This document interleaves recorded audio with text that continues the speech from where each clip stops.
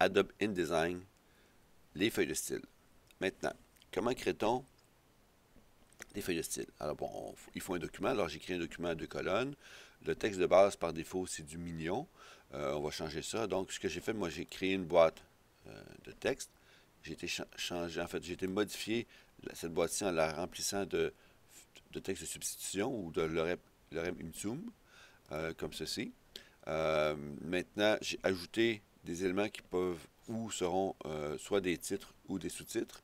Et maintenant, par défaut, j'ai une police qui est mignon, mais qui ne fait pas mon affaire. Alors, si je viens voir la lettre T qui est l'outil de texte ici, je viens bien voir que c'est du mignon. Moi, j'aimerais que ce soit du myriade.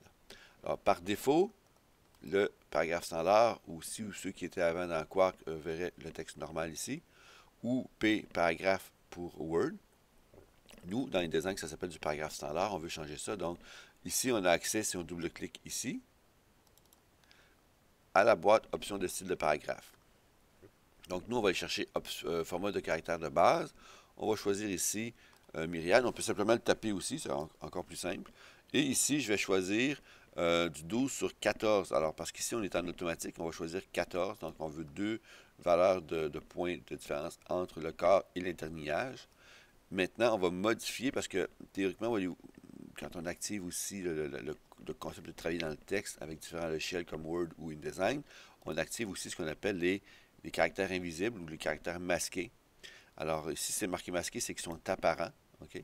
Alors, on veut les voir parce que ça va nous permettre de nous de voir un peu les éléments qui gèrent notre texte dans notre document. Maintenant, de ça, on va pouvoir ajouter retrait espacement et on va rajouter des espacements après en fait, après en fait, tous les paragraphes qui existent. Donc, chaque fois que je vois un P inversé en bleu, ça signifie que c'est un paragraphe. Alors, peu importe si c'est un mot ou plusieurs lignes de mots, alors chaque élément est un paragraphe quand ça se termine avec un P inversé en bleu. Maintenant que ça c'est terminé, je vais pouvoir partir et commencer à créer mes différents styles pour mon document. Alors, je vais commencer ici. Là, on voit que je suis correct ici, mais dès que je vais modifier, je vais avoir un plus apparaître parce que je vais avoir modifié la source d'origine avant de créer mon style titre dans ce cas-ci, ou mon H1 titre. Alors, je vais augmenter ici le pointage et on voit tout de suite qu'il y a un plus qui apparaît, qui veut dire que je sors du style de base. Ce qui est normal, c'est ce que je veux. Je vais me rendre jusqu'à 20 comme ça ici. Maintenant, je vais changer encore un peu l'aspect. Idéalement, moi, j'utilise une police qui est assez enrichie de plusieurs éléments dans la famille. Alors, je vais choisir ici un bold. Euh, ben, on sait que par défaut, une police, ça va être du bold, bold italique, régulier, italique. Alors, quand on peut avoir une famille qui est très nombreuse, alors ça permet de créer des documents beaucoup plus originaux, mais en sortant jamais de la famille. OK? Alors, donc, ça ici, j'ai créé mon premier élément. Alors, je vais créer ici un nouveau style de paragraphe que je vais appeler ici très spécifiquement H1 parce que ça va être l'entête ou en fait ce qui va spécifier l'élément par rapport à mon type de document. Alors, ça peut être peu importe le sujet. Alors, ça va être ça qui va mettre l'emphase. Et si c'est une page de blog, Google se servirait de mon H1 pour m'identifier en fait par rapport à mon référencement. Alors, H1 ici, on va l'appeler ici titre, comme ceci, titre. Et je vais mettre peut-être aussi 01 parce que peut-être qu'il y aura un autre H1 dans d'autres pages et je veux vraiment avoir un nom spécifique pour chaque H1 que j'aurai dans mon document. Maintenant, je peux simplement faire OK là-dessus. Maintenant, je vais m'attaquer au sous-titre. Alors, je vais prendre ça ici. Le sous-titre, je peux le faire aussi manuellement comme ça. Je vais le prendre à 14 comme ceci. Mais je vais le mettre ici, euh, peut-être ici en bold au lieu de, ou peut-être en bold, mais en bold italique, tiens, en bold italique. Alors, bold italique comme ceci. Par contre, là, bon, oui, il y a un plus encore ici, donc je vais modifier ça parce que ce que je veux au niveau de ça, c'est que, dans le fond, dans le nouveau style de paragraphe que je vais créer pour le sous-titre H2, H2, sous-titre, je ne mets pas de tiret pour le mot sous-titre, c'est simplement un titre de référence, comme ça, puis je vais toujours mettre un 01, comme ceci. Et maintenant, je vais pouvoir aller jouer ici avec retrait et espacement. Ici, j'ai bien mon myriade bold italique, myriade pro bold italique, 14 sur 14. Peut-être qu'ici, je vais marquer 16, comme ça ici. Ici, pour avoir une distance. Si jamais j'ai une distance, si je crée un sous-titre à deux lignes, OK? Alors, pour toujours avoir une distance, pour pas que les deux lignes soient collées une par-dessus l'autre. Maintenant, dans retrait et espacement, je vais venir soustraire. En fait, l'espace après va être à 0. Donc, ici, je vais l'appliquer comme ça ici. Bougez pas ici. Ouais, ok, j'aurais dû le faire avant, c'est ça. Alors, je vais faire comme ça ici. Donc, je viens réduire l'espace après ici. Et là, je viens l'appliquer ici comme ça. Alors, j'avais déjà fait, donc je viens de l'appliquer. Alors, on est correct par rapport à ça, à ce niveau-là. Donc, des fois, ça se peut qu'il y a des petits éléments qui ne s'affichent pas, des erreurs d'affichage. Alors, on peut toujours revenir, on peut sortir de notre boîte option de style de paragraphe, faire OK là-dessus et venir voir si on a bien nos éléments parce que j'avais commencé à modifier mon élément en étant dans le texte lui-même. Alors, je m'assure aussi qu'ici, que l'espace après, qui se retrouve dans le P par rapport au A. Le P, c'est tout ce qui concerne les paragraphes. Le A, c'est tout ce qui concerne les caractères. OK? Alors, maintenant que j'ai ça ici, je vais pouvoir créer mon troisième style, comme ceci. Et je vais aller chercher ici mon panneau paragraphe pour vous montrer ici. Alors, le panneau paragraphe qui va être dans texte et tableau, paragraphe ici. Alors, que je vais aller chercher de ce côté-ci. Et regardez bien ici, c'est que moi, à ça, je vais rajouter, bon, je vais enlever l'espace après de ça ici. Alors, encore le 0,18,75, comme ceci. Lui, je vais le mettre en juste en italique. Alors, en italique, on peut chercher ça ici comme ça. On va chercher l'italique en haut ici, comme ça ici. Et maintenant, je vais ajouter un petit quelque chose. Je vais aller chercher ici dans paragraphe un élément. Alors, ça va vous permettre aussi de vous montrer certains éléments qu'on peut faire manuellement avant de créer le style. Alors, ce qu'on va faire, c'est qu'on va ajouter ici euh, des filets de paragraphe. Alors ici, on peut faire un filet au-dessus ou en dessous. Alors, nous, on va le créer au-dessus, comme ceci. Et on va pouvoir ici faire un aperçu. Donc, ça me montre la ligne qui apparaît, bon, peut-être pas au bon endroit, donc parce qu'ici, on va faire un décalage, comme ceci. Et maintenant, on va pouvoir jouer sur l'épaisseur, sur aussi le décalage, pardon, pas le décalage, ici, le retrait à droite, pardon, ici, comme ceci. On ne veut pas que la ligne fasse toute la largeur de la colonne. On veut que ce soit esthétique, comme ceci. Et on pourrait même faire un petit décalage de ce côté-ci pour donner un genre à notre élément. Et ici, couleur de texte. Alors ici, notre filet va être de la couleur du texte. Sinon, on pourrait créer un filet d'une autre couleur. Ou inversement, changer la couleur de notre texte. Et à ce niveau-là, après ça, ben, ce qu'on fait, on peut inverser puis que le filet reste en noir. Alors, pour le moment, je vais le laisser comme le texte, comme ceci. Maintenant, je peux faire OK là-dessus. Et je suis prêt à créer maintenant mon style qui va s'appeler H3. Alors, nouveau style, H3. Je vais l'appeler intertitre. Aussi, quand on fait des documents universitaires, c'est souvent les trois niveaux de texte qu'on a besoin pour qui va nous permettre aussi de créer une table de matière. Maintenant, je vais rajouter 0,1 ici. Alors, si je fais OK là-dessus, j'ai mes trois styles.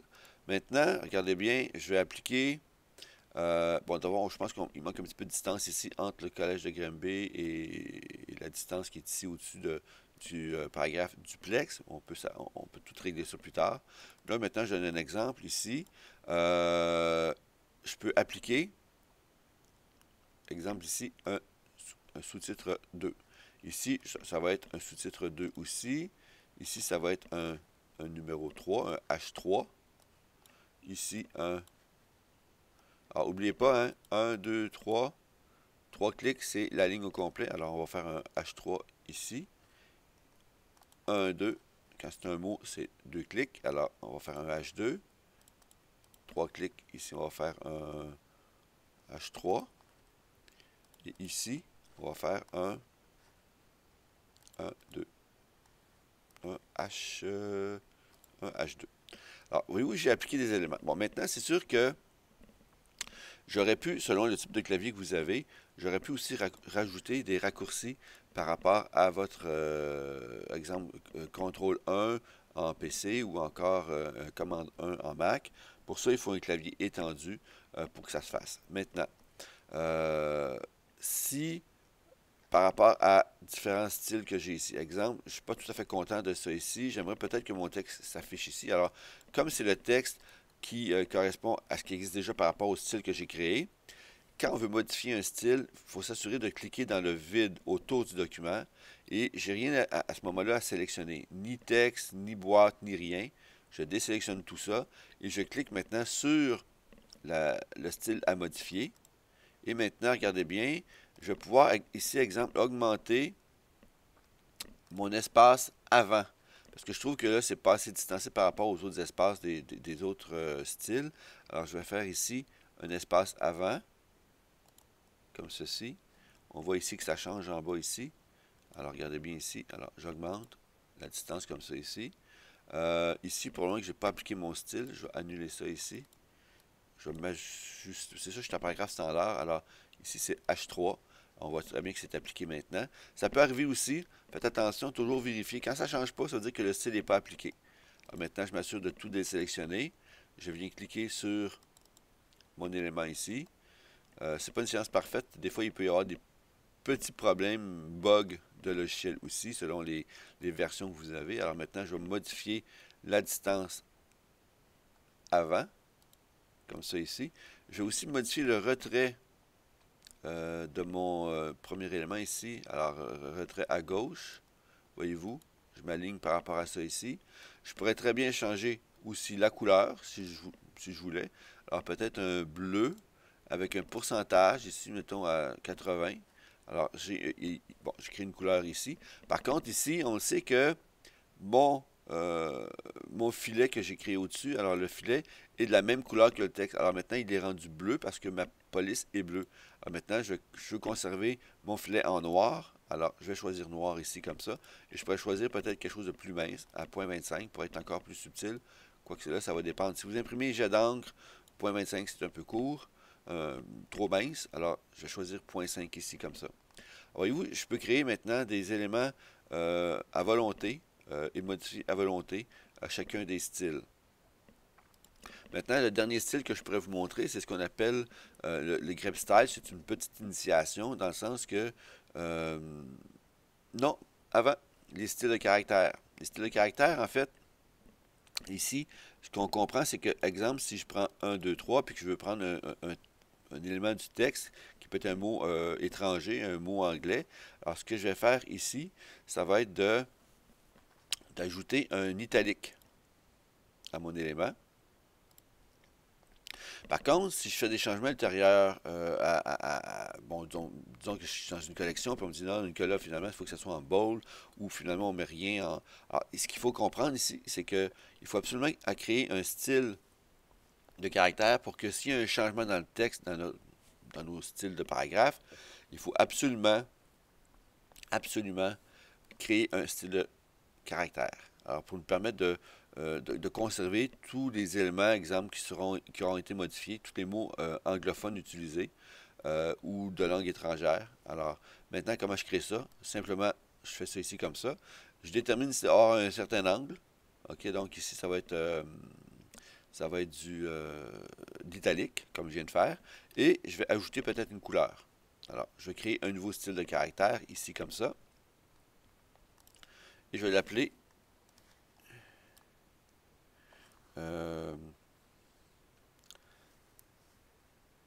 mot langue étrangère. Ou étrange, tiens. Étrange. Comme ça ici. Pardon, étrange. Comme ceci. OK. Bon, je peux commencer comme ça. Alors maintenant, ce que je vais appliquer, c'est que, regardez bien, deux clics, ça sélectionne le mot. J'applique le style. J'applique le style. J'applique le style. Comme ceci. Un mot plus long ici.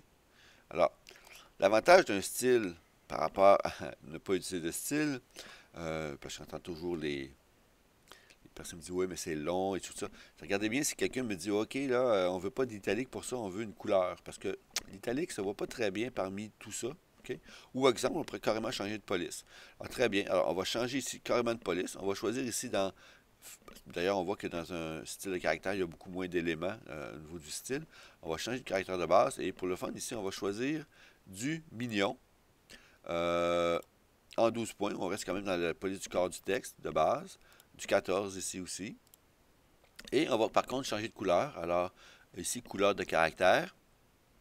On va choisir euh, du magenta ou du cyan. Et voyez-vous là, alors j'ai une police beaucoup plus intéressante pour revoir, en fait, pour remarquer les mots en langue étrangère, ici comme du faux latin, pour me démarquer par rapport à mes autres mots, ce qu'on appelle le paragraphe normal. Alors, donc c'est très important ici de pouvoir créer des styles de caractère pour des éléments dans le texte. Parce que je ne peux pas créer un style de paragraphe pour un élément dans le paragraphe. Alors c'est pour ça qu'on crée des styles de caractère pour que on puisse avoir un style pour le paragraphe et un style pour le caractère. Maintenant, petite initiation au grep style de base qu'on verra peut-être un peu plus tard. C'est admettons que j'aimerais changer les lettres E dans tout mon document qui correspondrait à une couleur, mettons, du E d'un logo d'entreprise. OK? Alors, qu'est-ce que je fais? Je ne suis pas pour sélectionner chacun des E de mon document et d'appliquer un style de caractère pour chaque E. OK? Alors, comme ça ici. Alors, ce que je vais faire, c'est que je vais créer un grep style. Et comment on fait ça? Dans la section édition, j'ai ici, il faut que je sélectionne la boîte ici comme ça. Alors, je vais choisir ici, bougez pas, rechercher, remplacer. Et ici, dans ma section rechercher, remplacer, j'ai texte, grep, glyphe, objet. Donc, le rechercher, remplacer est très large et je vais pouvoir utiliser, en fait, ici le grep. Qu'est-ce que je cherche? Le E. Et dans le remplacer, je vais choisir le format qui va être ici, exemple. Et là, je tombe sur modifier le format. Donc, je vais choisir la couleur. Alors, couleur de caractère. Je vais choisir ici, dans ce cas-ci, un magenta. Donc, si je vois que le E va être remplacé, alors je peux faire ici suivant. Il montre le premier. Alors, si tant que je vais cliquer sur suivant, il va me montrer. Alors, maintenant, je vais faire tout remplacer. Alors, il y a 491 modifications effectuées. Alors, maintenant, que mes E sont rendus dans la couleur du E du logo de l'entreprise. Donc, c'est un exemple, mais il y a d'autres choses. C'est qu'un grep style pourrait me servir à normaliser le nom d'une entreprise ou encore comment on écrit les numéros de téléphone. Parce que si on vient voir ici, dans ça ici, il y a déjà des éléments de base qui nous permettent de choisir double tiret par un tiret quadratin, guillemets droit pour des guillemets typographiques français, donc des doubles chevrons. On pourrait même changer ici conversion des numéros de téléphone format à point, alors pour écrire un peu plus de façon plus stylisée. Alors il y a différents éléments qui sont présents déjà, mais on peut aussi créer toutes sortes de grep style qui ultérieurement vont nous faciliter la vie au niveau de la mise en page. Alors, voilà, c'est comment on crée des styles de caractères, comment on crée des styles de paragraphes. Alors, c'est à vous d'essayer.